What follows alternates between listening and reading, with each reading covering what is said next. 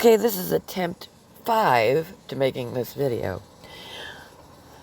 First time somebody came in and started talking to me. Second time somebody was coughing their head off. Third time the dog started barking. Fourth time the dog started barking again. This is number 5. So I'm going to try to make this video one more time. After that, I think I'm giving up. This is my group, my Facebook group.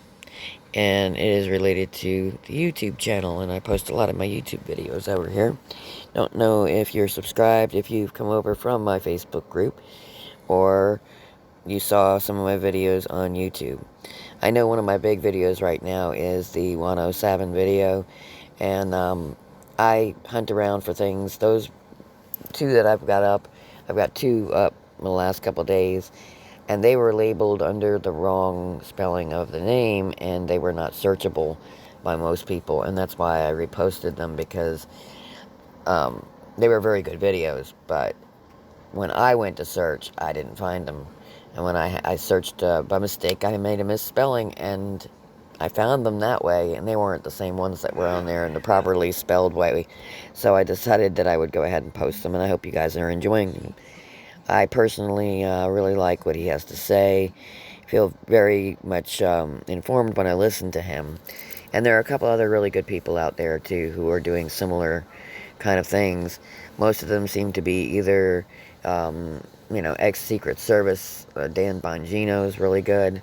And there's a couple others, too, that are really, well informed about the kind of things that go on within government and the kind of things that we need to kind of be paying attention to. I love listening to Rudy Giuliani when he comes on, and I like Dr. Jerome Corsi. He's very informative when it comes to like constitutional law, and so I do a lot of study. I am disabled. I'm legally blind, and if you see misspellings and weird things in my posts, that's probably why. Don't have a real great way of checking my spelling on things or my punctuation. So if you see run-on sentences or, some weird spelling of something, that's how I misspelled 107 and got the 2 videos that I said I found that nobody else had seen. Anyway, so, but anyway, this is my Facebook group, and I've been running this group for several years now, and it was related to a Facebook page called Sheeple Dogs, and the Sheeple Dogs page had been up probably since, I want to say 2011 or so, give or take, early 2012, and it came off the ideas that I had when I was like starting to get into politics. In 2008, I campaigned for Ron Paul.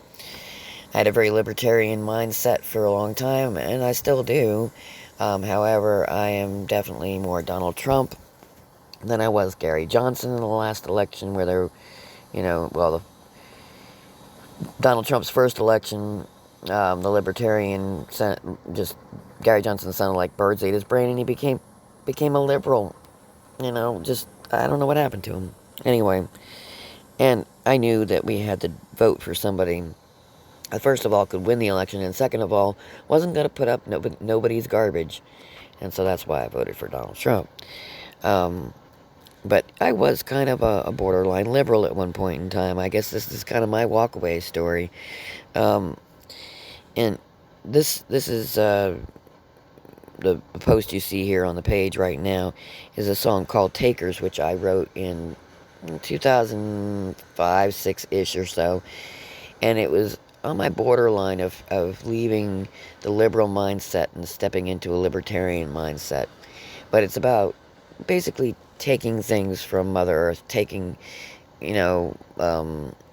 land from people, and destroying it, taking property, property rights, and indigenous peoples in America not really having much of anything, and living in poverty, and how basically that's what they want for all of us. They all want us to be in this this mindset of poverty, while they fill up their coffers with as much as they possibly can at our expense. And that, and that's basically what the song is about. And you can find that song just a couple posts below on my YouTube channel, as well as the song below this is called False Gods, and it's about the brainwashing of sheeple. And, it was written around the same time. Both of those are, I don't know if it's your style of music or whatever.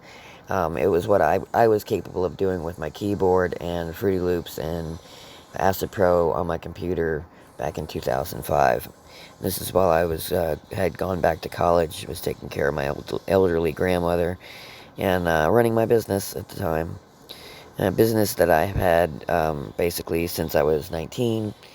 And as I was going through here, on the first run of this video, before I got too much sound in the background, which I'm having an awful lot of machine sound in the background. Somebody's watching a video in the other room where I think they're doing some sort of, like, I don't know, welding or something. Anyway, that's not the point. It's probably an annoying background noise to this video. But, at different points in my life, I've done different things, but I've always, since I was 19, cleaned people's houses in the resort areas and so on. And, I did fairly well with that for quite a while. Oh, there's a person popping up on my screen. And I got rid of them before you saw who they were, and probably could pause and see their message, but I didn't even get to see it myself, so don't go do that. Anyway, and that's what I was saying, like, the reason why it came up was because I was talking about this post I had about the bill they're trying to get everybody to sign, and it's 5,700 pages, give or take, okay? It is absolutely ridiculous that they put a bill out like that. It can't even be read in time to actually sign it. And this is the post right here. This one. Truth, I'm just a bill on Capitol Hill over 5. I don't know if you remember that little cartoon, but it was the little bill sitting on the steps of the Capitol Hill. Kind of made me think of it. But, they put, like, crazy stuff in these bills. Things that have nothing to do with what the name of the bill is or what the original meaning of it is.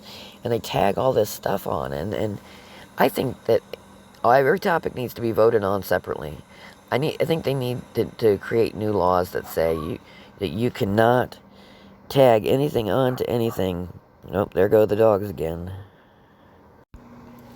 Anyway, I paused for a second to let the dog stop barking, so the sound didn't ruin this video. Even there's some really weird background sounds going on, I'm sure you can hear. I think he's watching a video on some sort of, like, CNC laser machine or something. But anyway, one of the reasons why I have a problem with, like, these giant bills is you don't sign anything without reading it, and there's no way in God's green earth that anybody could read a bill like this in just a couple of days. I mean, there's just no way. It's impossible. It's physically impossible.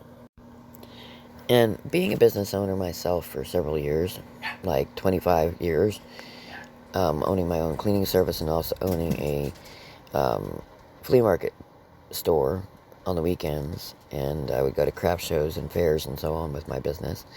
And growing up in a family business, my parents owned a shop, and my grandparents owned a store. Growing up in that kind of lifestyle, I know what businesses are like. I know how you deal with customers. I know how to treat a customer properly, and I know how to treat employees properly. And so I left my job at 19. I had moved from upstate New York to Long Island, and then from Long Island down to South Carolina when I was 17 and 18. And I had gone to work at a couple places down in South Carolina, and I hadn't really found anything that was my thing. And I wound up working for a cleaning service, and the two girls I was working with, who were training me, were trying to steal jewelry out of the customer's jewelry box, and they were talking about blaming me for it. And I heard them. I have really good hearing, and I could hear what they were saying, and I kind of snuck up on them and popped my head around the corner and was like, okay, I'm done with the area you told me to do, and caught them digging in the jewelry box.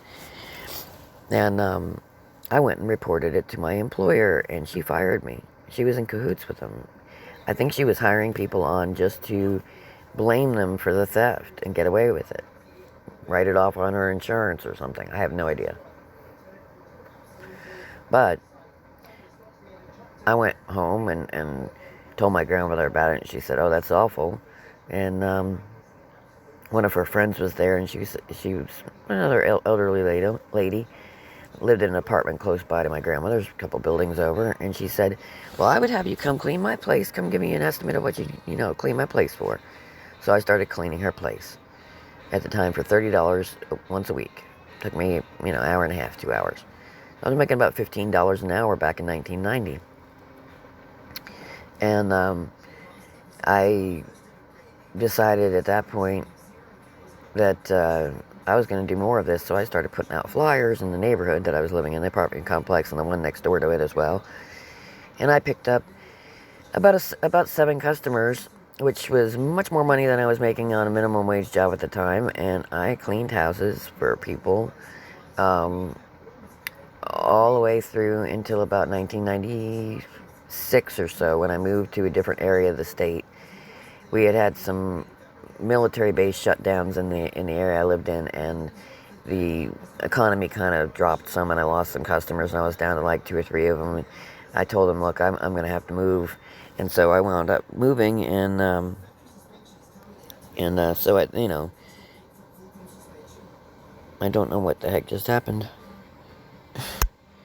but something that was weird. Let me see if I can get back to my page there. My phone is acting a little odd. But, there we go. So, I, somehow or another, I wound up working for myself.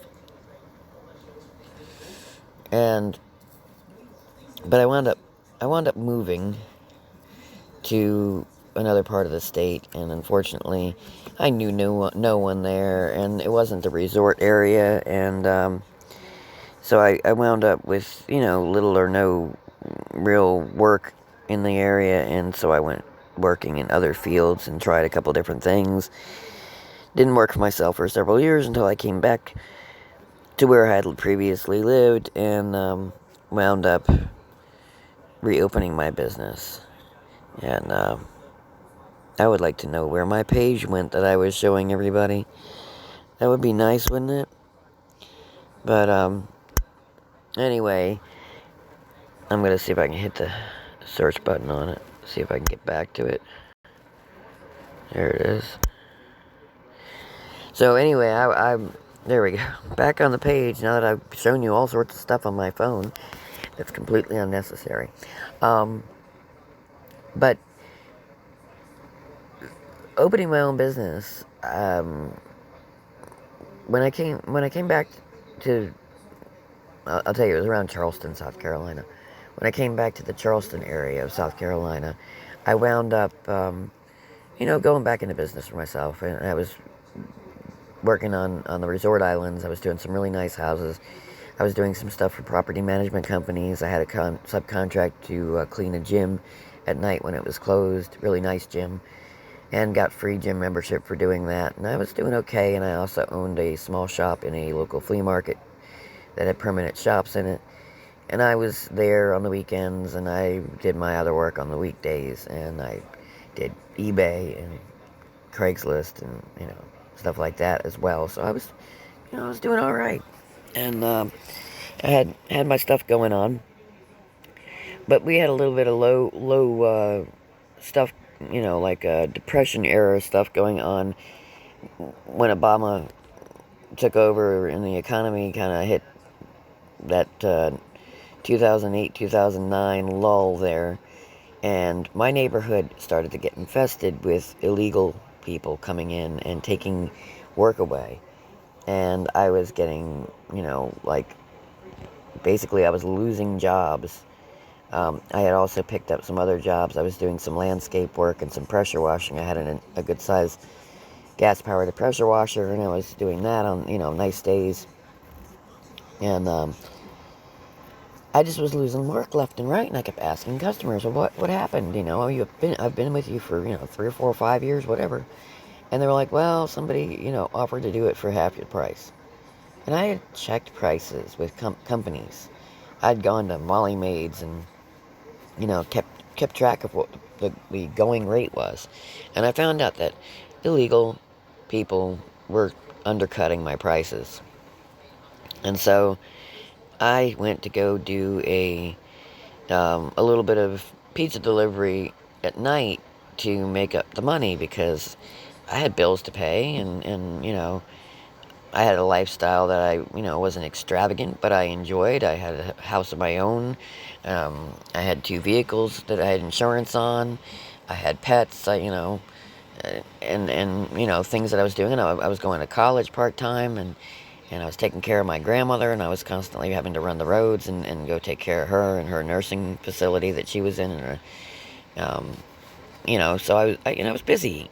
And so I decided to take on this night job while I went to go apply at this pizza place to do delivery, Papa John's, as a matter of fact. And I did not like their contract that they had, and I wouldn't sign it. And it was because of arbitration. They were asking me to go to my higher up if I had a issue with someone in there, like another employee or my manager. I was supposed to go to a manager above my manager if I had a problem with the manager. Well, the crony kind of situation in those places is most of the time if a manager is a store manager, they've been hired by that upper manager and they've got a relationship going. They're not going to go against the manager of the store and lose their manager just for a random employee who happens to be a delivery driver. They'd fire the delivery driver, and this is a right to work state. So they'd come up with any old excuse in the book, and I wasn't signing that arbitration. And when I was sitting there looking at it, the application and contract for working there was like 10 pages long. And the lady who was interviewing me and giving me the information to fill out was like, just sign here, sign here, sign here, sign here, and sign here. And she was standing there waiting on me to do so, like I was just going to sign it without reading it. And I was like, there's an awful lot of this to read. Oh, she says, oh, it's just standard stuff. And I was like, well, I'm sorry, I don't sign anything without reading it. And my other reason for not signing anything without reading it is because in 1990, just before I started my company, I wanted to go to school for paralegal.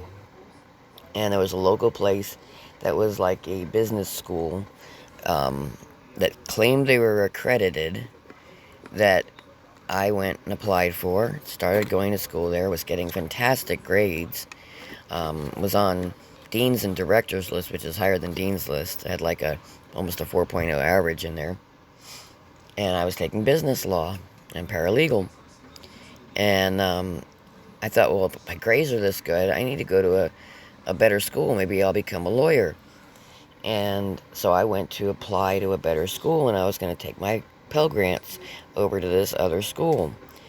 And just about the time that I was getting ready to pull out of the school, we had checks come in that we had to sign, and I had applied for a college loan and for Pell Grants. And I asked the lady, oh, is this the Pell Grant or the college loan? Because I wasn't going to sign the college loan check, because I hadn't been there long enough to eat through the Pell Grant yet, and I figured, well, why would I sign the college loan if I only needed the Pell Grant to cover what I had currently used? And if you don't use your Pell Grant up, you can't transfer to a different school and take it with you. You have to actually use it. If it gets returned, you have to wait a whole nother semester before you can get another Pell Grant. And I wanted to take the remainder of my Pell Grant funding with me. And she says, oh, it's the Pell Grant. And so I signed it. And then I proceeded to quit that school. And when I went to go quit the school, she says, okay, well, we returned your Pell Grant to the U.S. Department of Education. And I'm like, what do you mean? And I said, I signed my Pell Grant check. And she said, no, you signed the loan check. I said, well, these people lied to me. And she goes, oh, well, we always just take the loan money first and then take the Pell Grant money. And I said, that's not what it says in the contract that I signed, because I read everything. I was in school for law, okay? I'm not stupid. And so I asked her for a copy of my contract, and they didn't have a copy of it. So I went home and got my copy of it. And the copy that I brought, I showed her. I underlined. I went and took it to a copy machine, underlined it, and showed her where it said Pell Grants first, then the check from the loan. And she goes, "Oh, well, we changed our policy. At the beginning of the month, we take the loan checks first, then the Pell Grants." I said, "Well, I didn't sign anything saying that." And I said, "I think my lawyer might be talking to you." And I never wound up getting I talked to my lawyer at the time, and he had a class action suit against that school for similar problems that were going on. And I missed it by like 2 weeks. I was not able to get onto that class action suit. He tried and tried to get me in it, but unfortunately, I wasn't unable to do that. And I have had a college loan since 1990 from that school that I refuse to pay a dime on. And it's gone from being a $1,200 college loan to a $6,000 college loan. And due to my disability now, um, I can actually get it signed off. But I actually never, to me, that was stolen from me. I don't think I was in the, I should have had to pay that. They completely lied to me. And that school went bankrupt about 6 months later, went out of business when that class action suit. And then they reopened in another area under a different LLC name. Figures, business law place, right? But anyway, I've always learned to read everything I sign. And so when I see these bills come through that are like 5,000 pages or even 600 pages, and, the CARES Act and, um, Obamacare or whatever, it was so big nobody could read the thing. Um, we don't need law to be put into, legislation to be put into law like that. If you can't read it, if the person signing it and voting for it cannot read that entire thing before they sign it, then they shouldn't be signing it. And that is something I have learned as an individual. And these people are supposed to be smarter than we are? Are you serious? It doesn't mean they're smarter if they're more corrupt. Corruption, high levels of corruption, does not mean intelligence. And so I just feel like a lot of times, when I see these things go through, and we're dishing out money to other countries when we're in debt, we're in $27 trillion of debt right now, okay? And yet we're going to throw billions of dollars at other countries. No, I'm sorry. I don't care what programs or garbage we had going on last year or the year before or the year before that. We are in an emergency situation. We are in debt. We are basically a bankrupt country, and we have businesses that would normally put tax money into those coffers that are unable to open. Restaurants, gyms, all sorts of things that are unable to open. They can't pay taxes if they're not making money, and there's no money going into the coffers, but we keep throwing it at other countries. And I'm sick and freaking tired of it. And so I do understand why, people don't want to sign that stuff. I get it. I understand why certain people in Congress don't want to sign the bills. But the thing is, that is not what, I think that the stimulus payments, the $2,000 stimulus payments, are what people out here need, okay? I know people who have not worked in almost a year. I know people who have lost their small businesses. I know people who own tree services and carpentry services and painting services. People that I've worked with in the past. Now I'm basically retired, but you know, other people that I've worked with in the past who are starving, basically. The only thing that is keeping their head above water is the fact that they have set themselves up to live basically with moderate amounts of money going out of their household, because they own their house, they own their car, they own their pickup trucks, and they can do a little bit of work here and there to pay their bills. But they're struggling. They're starving, basically. They're not getting anywhere, and they're digging into their resources and sometimes selling things off that they've worked for, or moving, people in who have lost their homes to pay a little bit on the bills, and have gone into food banks and onto food stamps and unemployment for, even for people that have owned their own businesses, have had to go on unemployment. And it's ridiculous. And, here we are throwing money at bullcrap in other countries. And the only reason why we're doing that is because these politicians are corrupt and they owe these other countries. They've got in bed with these other countries and they've got these little underground money laundering, things going on. And that's their way of paying them back. That's their way of I'll scratch your back, you scratch mine kind of BS. And I'm tired of it. I want all of them out. I would love to see the military come in and anybody who's involved in some sort of corrupt BS be marched out in handcuffs, heading to a tribunal, be tried and Guantanamo'd. Now, seriously, I'm tired of it. My family came here on the Mayflower. My family fought in the Revolution. My family, one of my great uncles was George Washington's first Supreme Court judge, okay, who actually fought to outlaw slavery in Massachusetts back in the 1700s, okay. My grandmother's side, um, her great grandfather was the president and the progenitor of Princeton University. He was the man who started Princeton. Okay, my family's been here forever and ever. Generations, 14 generations, 15 generations. My family's been here, and my family have owned businesses, owned shipping companies. They donated ships to the Civil War. They donated. And the government actually owes my family money for ships they never paid for the French and Indian War and the Civil War. I don't know how to go about getting it, but I know that they are owed money. My family has been like involved in this country from the beginning of this country, and I am so tired of seeing this. Our ancestors would be rolling over in their grave if they saw what was going on. The Federal Reserve and the crony capitalism and the crony, the lobbyist garbage and the big pharma companies and, all this stuff. People paying other people to do this and hide that, and this whole voter BS and all the corruption and the garbage. It's sickening. It's disgusting. These are evil people who have been evil for generations.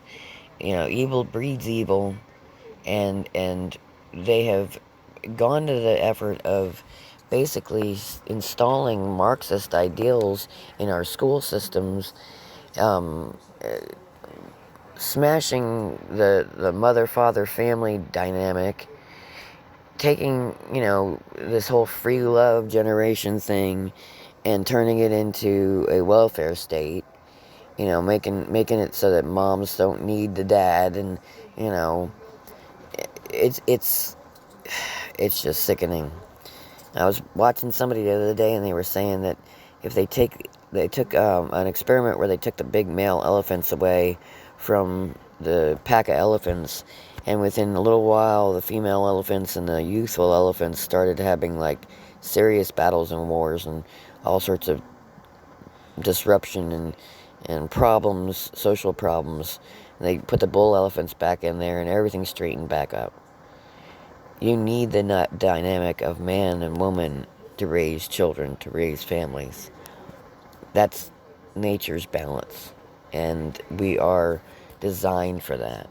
And when you destroy that, you destroy society. And that's what these people are doing on purpose. They are trying to destroy society. They're trying to downsize population and have control. And they're doing it, and they've been doing it since, probably the beginning of the 19th century, 20th century. I don't know. There are little things here and there that you can see popping up in the 19th century and in the 20th century, even more so, that lead you to believe that this is a long game plan. And my hopes and wishes are that Trump nails their asses to a cross. Honestly. I mean, it's time that we have control of our government. These people are supposed to work for us. According to the way the Constitution and the Bill of Rights were written, these people represent us. But the way these things are going, these legislators don't represent us. We vote for them, and then they go off into Congress and the Senate, and they do whatever the heck their lobbyists and their payola comes from, and they don't care a damn about what we voted them in there for. As a matter of fact, most of the time, we're so undereducated about politics because of our poor schooling that we don't even know what we voted them in there for. That's all I can say. You know, it's a messed up situation, and it's generational. And you know, both my parents, pretty intelligent people, but don't really care about politics, or don't really, are more concerned about their personal lives. Don't see this as a problem.